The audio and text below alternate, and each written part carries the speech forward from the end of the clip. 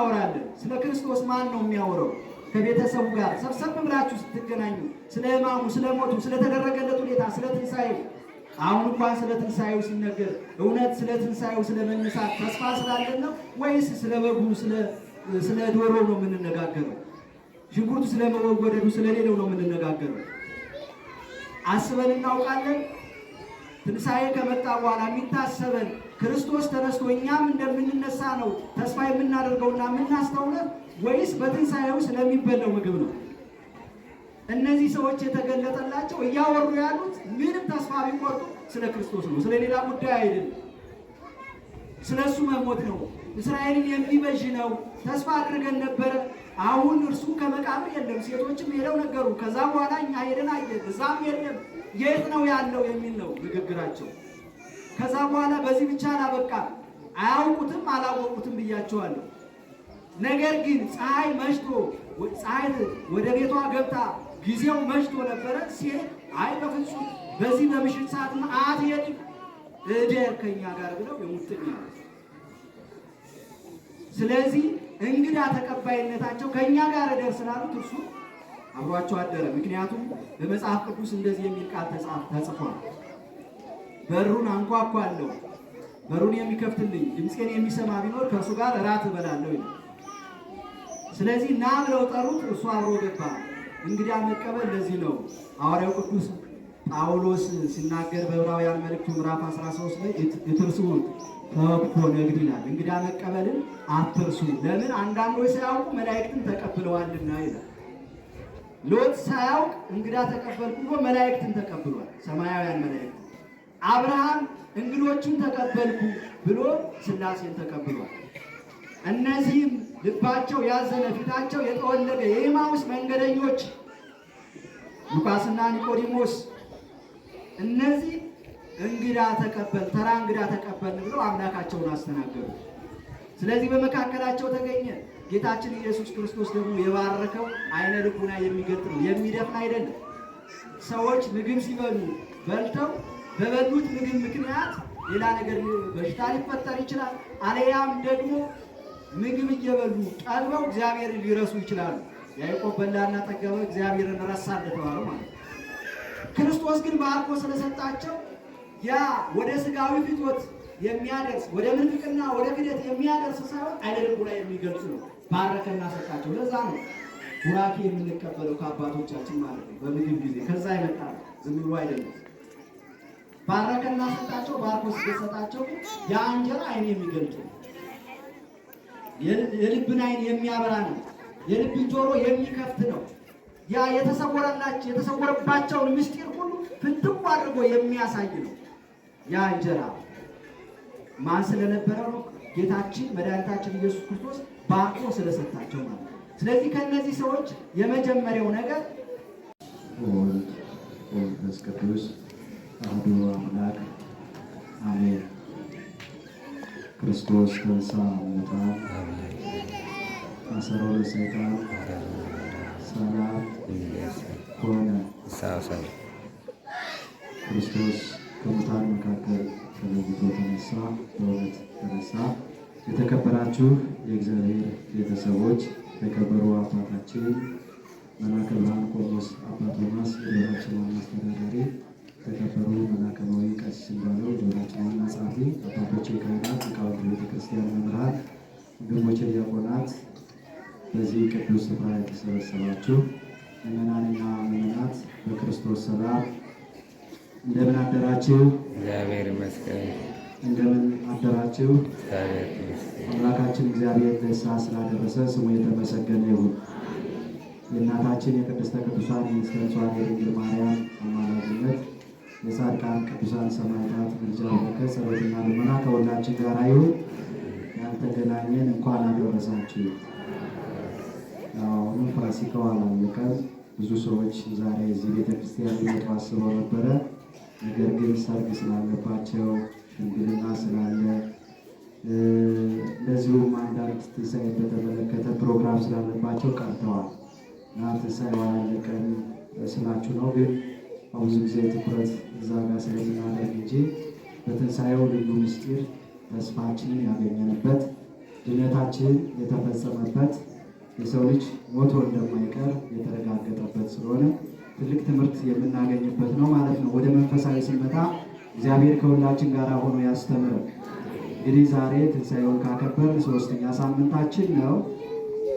ባለፈ ዳግማይ ትንሣኤ ብለን ለቅዱስ ቶማስና ለሌሎቹ እርሱ በእርግጥ እንደተነሳ ያረጋገጠበት፣ በተለይም ደግሞ ለቶማስ እጅና እግሩን አሳይቶ ፈጣሪ አምላኬ ብሎ በቃሉ እንዲናገር በልቡም እንዲያምን ያደረገበት ሳምንት አሳልፈናል። የዛሬው ደግሞ ታሪክ በሉቃስ ወንጌል ምዕራፍ 24 ከቁጥር 13 ላይ ተመዝግቦ እናገኛለን ማለት ነው። በዚህ ከቁጥር 13 እስከ ቁጥር 38 ያለው ኃይለ ቃል ነው ማለት ነው። ታሪኩ ይህ ነው። በዚህ ታሪክ ውስጥ 8 ክፍሎችን እንመለከታለን። የመጀመሪያው በክርስቶስ ሞት ተስፋ የቆረጡ መንገደኞች ነው። ሁለተኛው ስለ ሞቱ ወይም ደግሞ ስለ ስራው የሚናገር ነው። ሶስተኛው አብሯቸው የሚሄድ ማን ነበረ የሚለው ነው የምንመለከተው።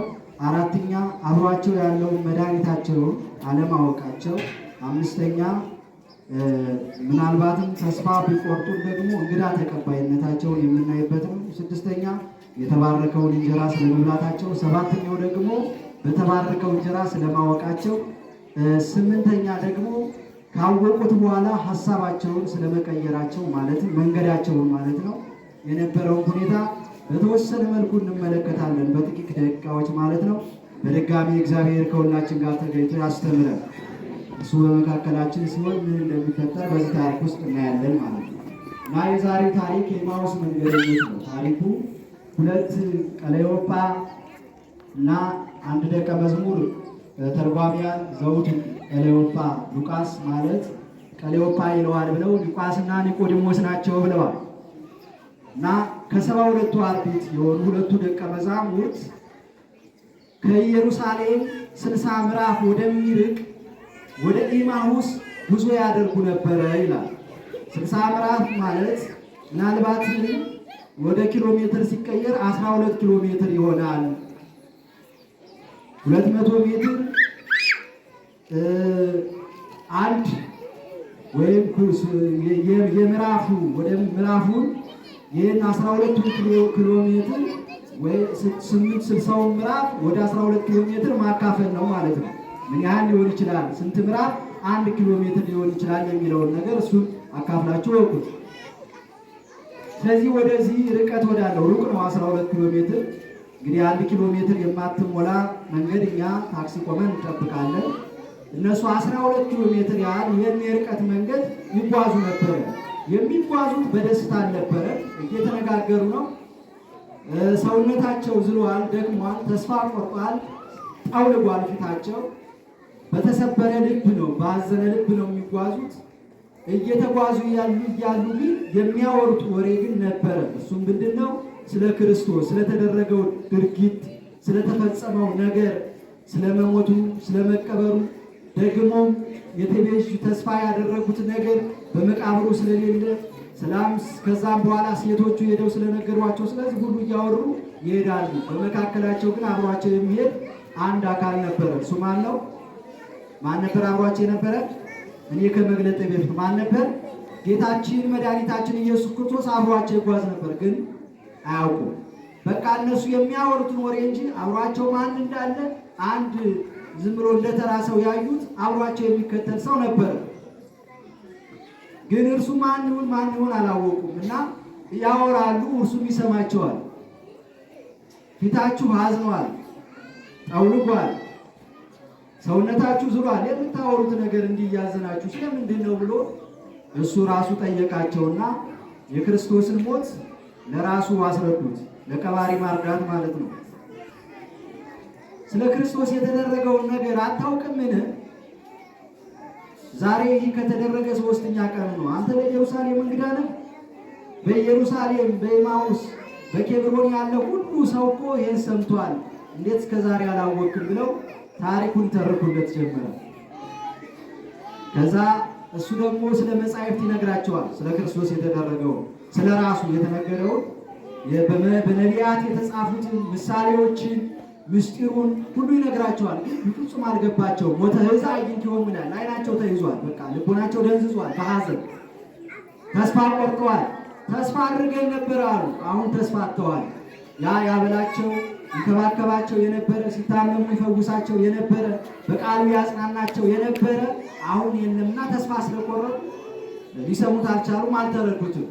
ከዛ በኋላ ወተቆልቆለ ፀሐይ እየመሸች ወደ መግቢያዋ እየሄደች ባለበችበት ሰዓት እርሱ ተለይቷቸው ፈቀቅ ሲል አይ በፍጹም ተለይተን አትሄድም፣ ፀሐይ ገብታለች፣ ቀኑ መሽቷል፣ ከእኛ ጋር ማደር አለብህ ብለው አሳደሩት። ተገቡ ማለት ገባ። ከገባ በኋላ በዛ አሁንም አላወቁትም። ምሳ ቀረቡ ለእንግዳ። ለተራ እንግዳ ነው ያዩት። ማንኛውንም እንግዳ እንደሚቀበሉ እንግዳ ተቀበሉ። ለእንግዳው ሲያቀርቡ እንግዳው ባረከ። እሱ እንግዳው ማን ነው? ኢየሱስ ክርስቶስ ባረከ። ባርኮ ሲተሳጣቸው ወተከስተ አዕይንቲሆሙ ዓይናቸው ተገለጠ። ወአይመርዎ አወቁት። ከዛ በኋላ ያ የነገራቸው በፊት የነገራቸው አሁን ተገለጠላቸው። ከዛ በኋላ ይህን ትንሣኤውን ሲሰሙ ብስራቱን ሲሰሙ ሲገለጥላቸው ወዲያው ከኢየሩሳሌም ወደ ኢማሁስ ነበሩ። ከኢማሁስ ደግሞ ተመልሰው ወደ ኢየሩሳሌም ለሌሎቹ ሊነግሩ ሄዱ ብስራቱን ይላል ቃሉ። ይሄ ነው የመጨረሻው ማለት። አሁን ወደ ዝርዝር ሀሳቡን እንምጣ። ወደ ዝርዝር ሀሳቡ ስንመጣ እነዚህ የኢማሁስ መንገደኞች የተባሉት አብረው ይማሩ የነበረ ከዋሉበት እየዋሉ ካደረበት እያደሩ ይማሩ የነበሩ ጥንተ ቀራቦች ሁሉን ጥለው የተከተሉት ናቸው። ጌታችን መድኃኒታችን ኢየሱስ ክርስቶስ የመረጣቸው 120 ቤተሰብ አሉ። ከ120 ቤተሰብ ከ72ቱ አርድእት ሁለቱ ናቸው። እኒህ ሁለት ደቀ መዛሙርት እርግጥ ነው ሲሰቀል ፈርተው ሸሽተዋል። ተስፋ ያደረጉት ነው። ግን እንደ ነቢይ ወይም ደግሞ ነፃ እንደሚያወጣ እንደዛ ነው ያዩት። በፍጹም ልባቸው አላመኑትም።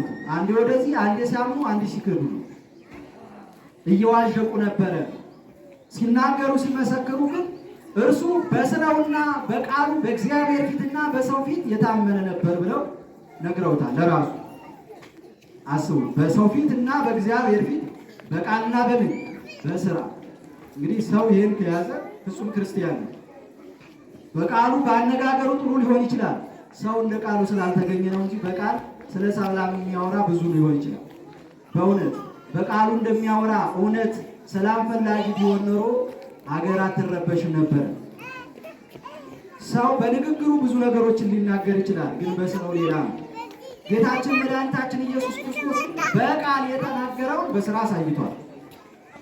ለሰዎች ርኅራኄን እናንተ ርኅሩሃን ሁኑ አባታችሁ የሰማይ አባታችሁ ርኅሩህ እንደሆነ አዛኝ እንደሆነ ብሎ የተናገረውን ቃል እርሱ ለተራቡት እነሆ ተርበው ይሄዱ ዘንድ አልወድም ብሎ ወምህሮሙ አዘነላቸው።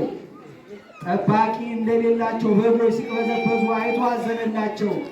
ከዛም ለነፍሳቸው ምግብ አስተማራቸው፣ ለሥጋቸው ምግብ ደግሞ እንጀራ አበርክቶ መገባቸው። አያችሁ፣ ርኅራኄው በቃል ተናገረ፣ በተግባር አሳየ።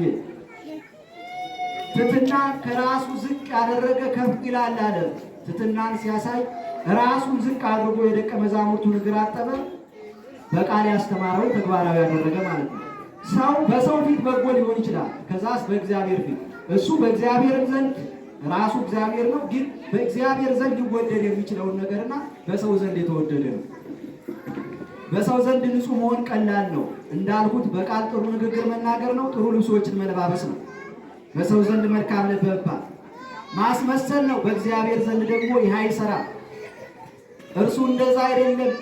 በሰው ዘንድም በእግዚአብሔር ዘንድም የተመሰከረላቸው ሰዎች ነበሩ። በመጽሐፍ ቅዱስ የተጻፈላቸው ዘካርያስና ኤልሳቤጥ እርሱ ያንን በተግባር አሳይቷልና ይህን ምስክርነት እነዚህ ሁለቱ ደቀ መዛሙርት ሰጥተዋል። ግን ደግሞ ተስፋ ቆርጠዋል። ለምን ካላችሁ አሁን የሚያጽናናቸው የለም። አሳዳጃቸው ብዙ ነው። ምክንያቱም አብረውት ይከተሉ ስለነበረ እርሱን ከመቃብር በታች ሊያስቀሩ የነበሩት አይሁድ ይፈልጓቸዋል፣ ያሳድዷቸዋል። ከኋላቸው ደግሞ አይዟችሁ የሚል የለም። በእነሱ ግን አብሯቸው ነበረ።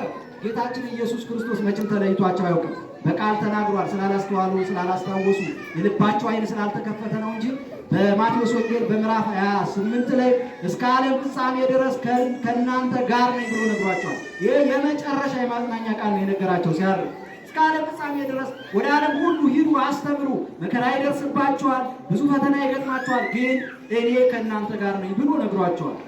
ይህንን ዘንግተውታል። ስለዘነጉት እንግዲህ እንደምታውቁት ስጋዊ ዓይንና ዓይነ ልቡና የተለያየ ነው። ስጋዊ ፈቃዳችን የሚያይ ስጋዊ ነገርን የሚያይ ዓይናችንን ካላሳወር ነው ያንን ክርስቶስን ልናይ መንፈሳዊ ነገር ልናይ አንችልም። በስጋ መንፈሳዊ ነገር አይታይም። በመንፈሳዊ ዓይን ግን ስጋዊ ነገር ሊታይ ይችላል። ይሄ የእነሱ አለመገለጥ ለእነርሱ ብቻ አይደለም። ለማርያም መግደላዊት እንኳን እርሱን እያየችው ጌታዬን አንተ ወስደዋልን ብላ ራሱን ጠይቀዋለች። ክርስቶስን ከዛ በአትክልት ስፍራ ባገኘችው ጊዜ አንተ ነህ የአትክልቱ ጠባቂ፣ ጌታዬን አይተዋል፣ ወደ የት እንደወሰዱት አላውቅም ብላ ጠይቃለች። ደቀ መዛሙርቱ መካከልን በተገለጠ ጊዜ አላወቁትም፣ መንፈስ መሰላቸው ይላል። ስለዚህ ዓይነ ልቡና ሲበራ ግን ይገለጣል ማለት ነው እና ተስፋ ከመቁረጥ አንጻር ስለ ሐዘናቸው ተስፋ ስለመቁረጣቸው ስለተሰበረ ልብ ስለዛ ነው የሚናገሩት እንጂ እሱን አላወቁትም ነበረ። ተስፋ የቆረጠ ሰው ሌላውን አይመለከትም። ምክንያቱም አንገታቸውን ደፍተው አቀርቅረው እያዘኑ ይሄዳሉ። አሁን ማን ነው ስንራብ የሚያበላል? አሁን ሁሉ ያሳድደናል፣ አይዟችሁ የሚልን ማን ነው እያሉ ነበረ። ግን ክርስቶስ ከእነርሱ ጋር ነበረ። እኛ እየተናገርን የምናዝን የለንም። ስለ ክርስቶስ እኮ ሐዘናችንን እየተናገር ከዛ ደግሞ ተስፋ በመቁረጥ ተስፋ ቆርጠን ደግሞ ለክርስቶስ እንናገራለን ማለት ነው። ስለዚህ ክርስቶስ ሁሌም ከማን ጋር ጠፍቶ ያውቅ? በቤታችንም ይሁን በየትኛውም በስራ መስካችን ይሁን ክርስቶስ ሁሌም ከኛ ጋር ነው። ግን ለእኛም ተገለጠ። ችግሩ እሱ አላየነው። ዓይነ ልቡናችን ስለተያዘብን እንጂ ካየነው ከፊታችን ነው ሁልጊዜ። ቅዱስ አውግስጢኖስ ሲናገር እግዚአብሔር ከእናንተ የቀረበ ነው ይላል። ከራሳችን እርሱ ራሱ የቀረበ ነው፣ ከነፍሳችን እርሱ የቀረበ ነው።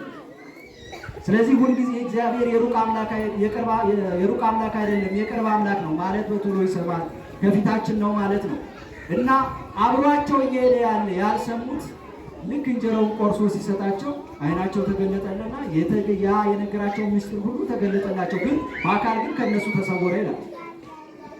ምስጢሩ ተገለጠላቸው፣ በአካል አላዩትም። ለምን? ወደ እነርሱ ወደ ልባቸው ገብቷል፣ በአካላቸው ተሰውሯል። ያ ምስጢር የነገራቸው ምስጢር ሁሉ የነቢያት የተናገሩት እነ ኢሳይያስ እነ ኤርምያስ እነ ዳንኤል ስለ ሕማሙ ስለ ሞቱ ስለ ትንሣኤው ስለ ዳግም መምጣቱ ስለ ዕርገቱ የተናገሩት ሁሉ ተገለጠላቸው፣ አስተዋሉ ይላል።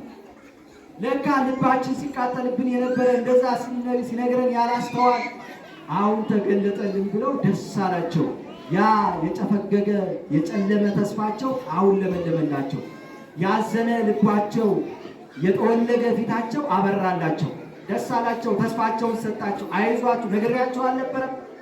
እኔ እንደምሞት እንደምሰቀል እንደምቀበር እንደምነሳ እንደማርግ ዳግመኛ እንደምመጣ አልነገርኳችሁ? ለምን አላስተዋላችሁ? ልባችሁ ከማመን ለምን ዘገየ ብሎ በወቀሳ ቃል ነግሯቸዋል። ሲነግራቸው ሰው በእውነትኛስ አልተነገረንም? ዛሬ እነሱ ልንናገር እንችላለን። ይህ ታሪክ የብዙ ሺህ ዓመት ታሪክ ቢሆንም ግን ለእኛም የሚጠቅም ቃል ነው። ዛሬም እየተነገረን አናይም፣ አልሰማንም። ሰው እውነት አምናለሁ የሚለውን በተግባር ቢያምን ኖሮ ጥፋተኛ አይኖርም ነበር። ዛሬ ክርስቶስ እየነገረን ነው፣ እያስተማረን ነው። በአንድም በሌላ ግን ወተንሳ አዕይንቲሆሙ ዓይናችን ተይዟል። ከዛ ሲባርክላቸው ደግሞ ወተከስተ አዕይንቲሆሙ ዓይናቸው ተገለጠ። ግን ከዚህ የምንማረው ምንድን ነው? በዋናነት የመጀመሪያ እነዚህ ሰዎች ደጎች ናቸው፣ ቅኖች ናቸው። በእርግጥ አይገለጥላቸው እንጂ ስለ ክርስቶስ ይነጋገሩ ነበር። እኛውን በመንገድ ስንሄድ ስለምንድን ነው የምንናገረው? ሁለታችን ስንገናኝ በምንድን ነው ከቤተሰቦቻችን ስንገናኝ ምንድን ነው የምናወራው?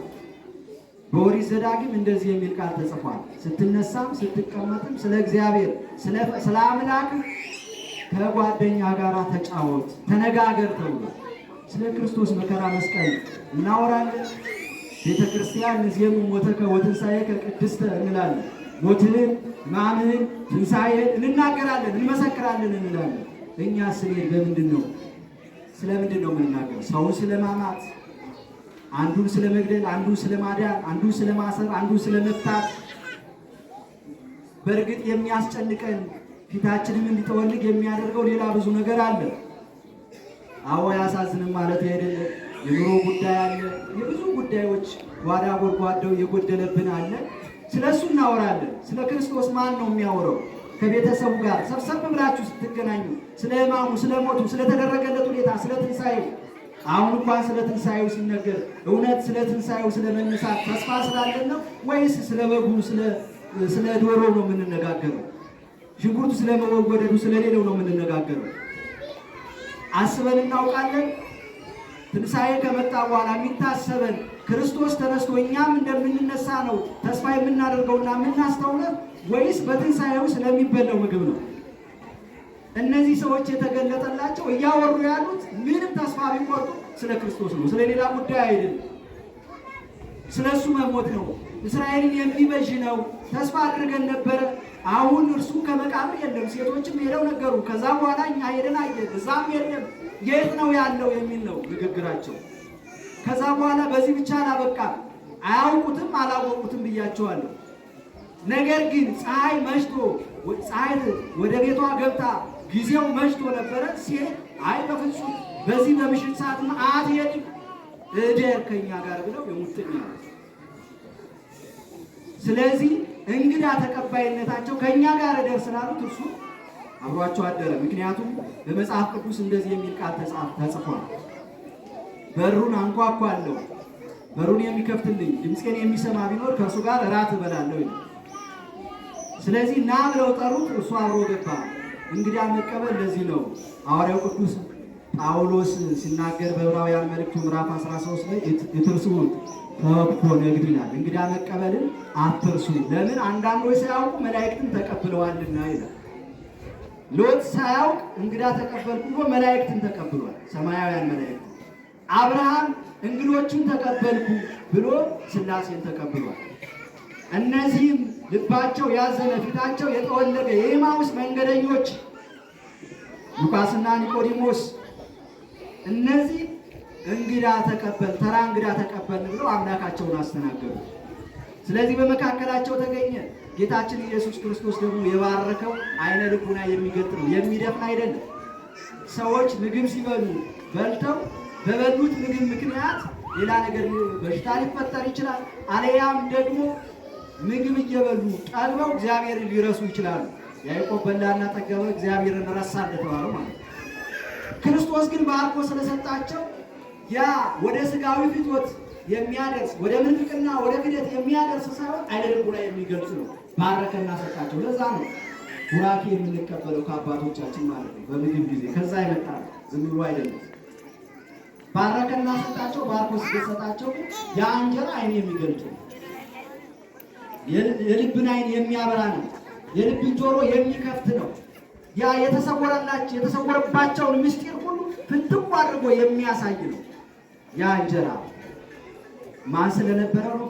ጌታችን መድኃኒታችን ኢየሱስ ክርስቶስ ባርኮ ስለሰጣቸው ማለት ነው። ስለዚህ ከእነዚህ ሰዎች የመጀመሪያው ነገር እንግዳ ተቀበሉ የሚለውን ያንን ቃል የነገራቸውን አስታውሰዋል። አያችሁ፣ እንግዳ ብሆን ተቀብላችሁኛልና የሚለውን ቃል አስታውሰው እንግዳውን ተቀበሉ።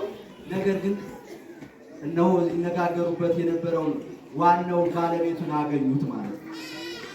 ስለዚህ ከዚህ የምንማረው በጎነትን፣ ቅንነትን እንማራለን ማለት ነው።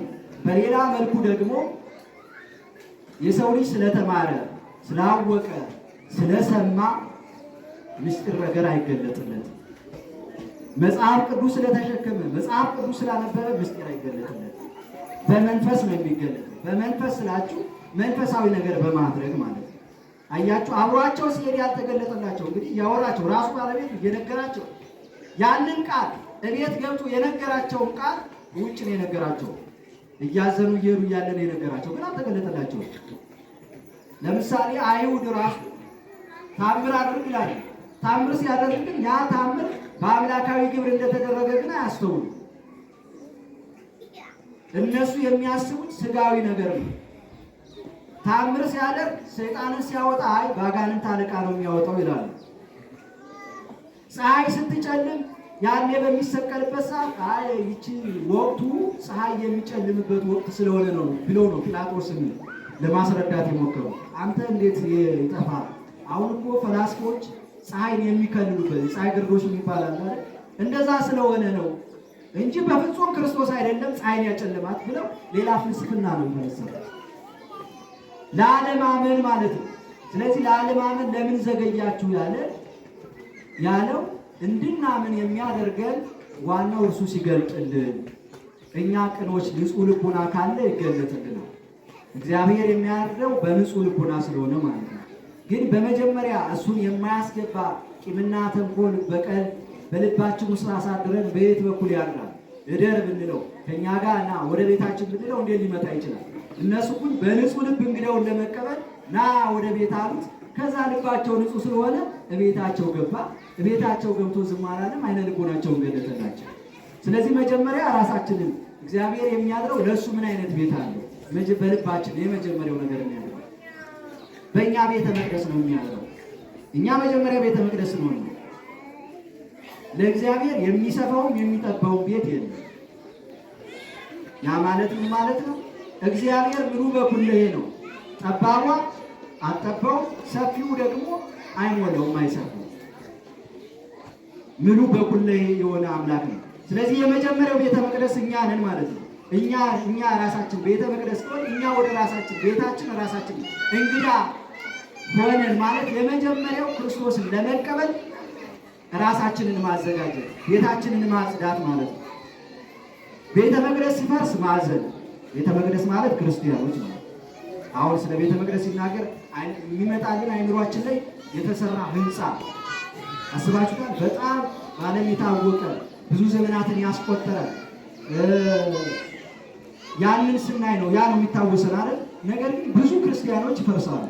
ያ አንድ ክርስቲያን የክርስቶስ ቤተ መቅደስ አዛችሁ ታውቃላችሁ? አንድ ቤተ መቅደስ ፈረሰ ብላችሁ ታውቃላችሁ? ክርስቲያን ሲሞት እርግጥ ነው አንድ ቤተ መቅደስ ሲቃጠል ለሱ ማዘን መቆርቆር ጥሩ ነው።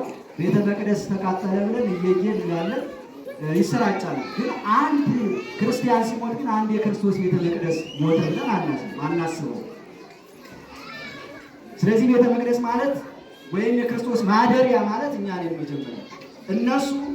እነዚህ ሁለቱ ደቀ መዛሙርት መጀመሪያ ራሳቸውን ለክርስቶስ ማደሪያ አድርገዋል። ምክንያቱም ልባቸው ቅን ስለሆነ ነው አይደል? እንግዲያውን ማደሪያ የጊዜው መምሸት የጨለመው ያሳሰባቸው ስለ እንግዲያው አስበው ነው። ስለ ሌላው ማሰብ ስናስብ ለሌላው ያደረጋችሁት ለእኔ ያደረጋችሁት ያለው እኮ ክርስቶስ። መቼ እንግዲህ አሁን የመጣህ ብለው ቢጠይቁት ለአንዱ ያደረጋችሁት እዛ አጠገባችሁ ላለው ለአንዱ ያደረጋችሁት ለእኔ ያደረጋችሁ ማለት ነው ያላቸው። ያንን ስቀበል ክርስቶስ ከኛ ጋር ይመጣል። ከዮሴፍ ጋር ተሸጠ ነው አይደል የሚለው። ስለዚህ በእያንዳንዱ በደግ ባለንበት ነገር መልካም በምናደርግበት ጉዞ ውስጥ ክርስቶስ አለ። በእያንዳንዳችን የህይወት ጉዞ ፈተና ቢበዛበት፣ ማዘን ቢበዛበት፣ ተስፋ መቁረጥ ቢኖሩን፣ ነገር ግን ጭላንጭል ተስፋ ካለን አብሮ ተስፋችንን እንዲያለመልም ክርስቶስ ከኛ ጋር ነው።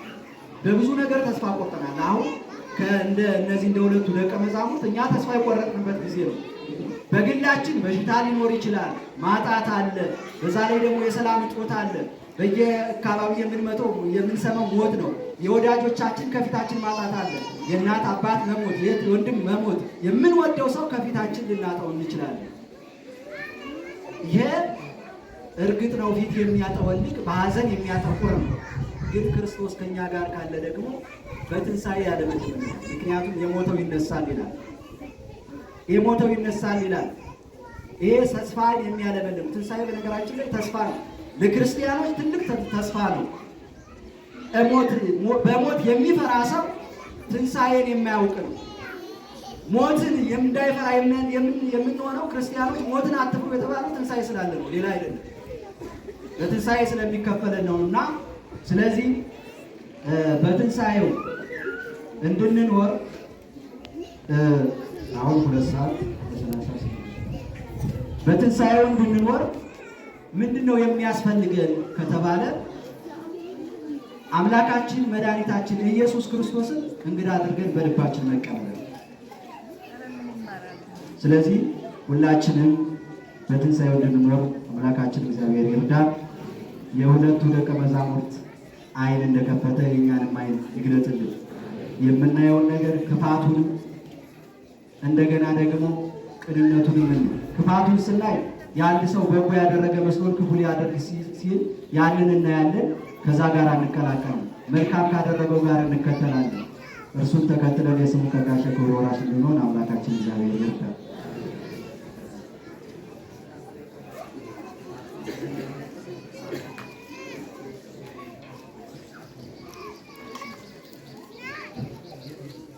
በመምህራችን ላይ አድሮ ቅዱስ የሆነውን የሚያጽናናውን ቃሉን ያስተላለፈልን የመከረንና ያስተማረን የገሰጸን አምላካችን እግዚአብሔር ስሙ የተመሰገነ ይሁን። እግዚአብሔር የተመሰገነ ይሁን። ምክንያት ሆነው ከማር ወተት የጣፈጠውን የእግዚአብሔርን ቃል ለመሰከሩልን፣ ለመከሩና ላስተማሩን ለመምህራችን ቃለ ሕይወት ያሰማልን በሏቸው። ቃለ ሕይወትን ያሰማልን፣ አስበ መምህራንን ያድልልን።